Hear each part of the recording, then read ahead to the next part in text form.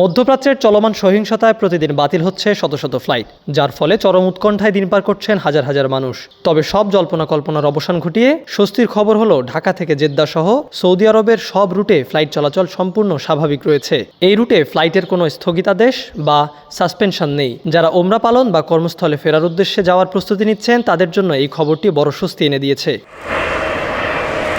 Flight tracking বলছে, Dhaka Jeddah রুটে Saudi এবং ITA এয়ারওয়েজ অত্যন্ত সক্রিয়ভাবে তাদের নিয়মিত ফ্লাইট পরিচালনা করছে। গত 8ই মার্চ রাত 1:50 সৌদিয়া SV803 ফ্লাইটটি সফলভাবে গন্তব্যে পৌঁছায়। এছাড়াও সৌদিয়ার SV811 এবং SV809 ফ্লাইটগুলো তাদের নির্ধারিত সূচি অনুযায়ী পুরোপুরি সক্রিয় ও অপারেশনাল রয়েছে।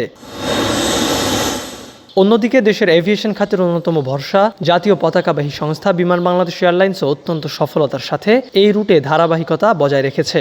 ঢাকা থেকে জেদ্দাগামী বিমানের BG335 ফ্লাইটটি প্রতিদিনই সম্পূর্ণ স্বাভাবিকভাবে চলছে। সবচেয়ে স্বস্তির বিষয় হলো, বিমানের এই ফ্লাইটগুলো কোনো ধরনের বিলম্ব ছাড়াই একেবারে সময় মতো, এমনকি নির্ধারিত সময়ের কিছুটা আগেই নিরাপদে জেদ্দায় পৌঁছে যাচ্ছে। ফ্লাইট রাডার 24 এর সর্বশেষ শিডিউল অনুযায়ী আগামী দিনগুলোতেও বিমানের জেদ্দাগামী ফ্লাইটগুলো একদম নির্ধারিত সময়ে চলবে। সূচি অনুযায়ী আগামী 10 মার্চ সকাল 9:55, 11 মার্চ বেলা 11:55 এবং 12 মার্চ সকাল 9:55 BG335 ফ্লাইটটি জেদ্দার উদ্দেশ্যে ঢাকা থেকে উড্ডয়ন করবে।